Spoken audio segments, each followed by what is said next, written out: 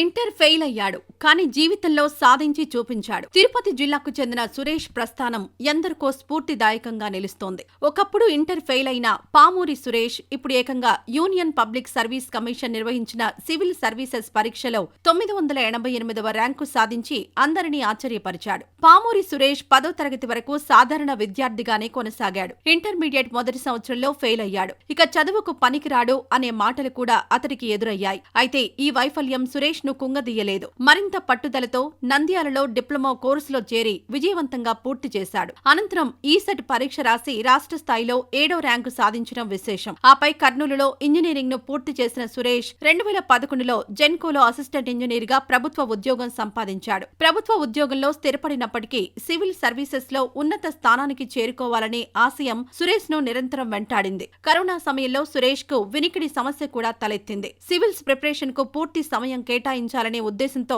నెలకు సుమారు 1.5 లక్షల వేతనం వస్తున్న ఏఈ ఉద్యోగానికి రాజీనామా చేశాడు. పట్టుదలతో 7వసారి సివిల్స్ పరీక్ష రాసిన సురేష్ తాజాగా విడుదలైన 2024 ఫలితాల్లో 988వ ర్యాంకు కైవసం చేసుకుని తన చిరకాల స్వప్నాన్ని సాకారం చేసుకున్నాడు. సురేష్ విజయం ఎంతో మంది యువతకు స్ఫూర్తినిస్తుందనడంలో సందేహం లేదు.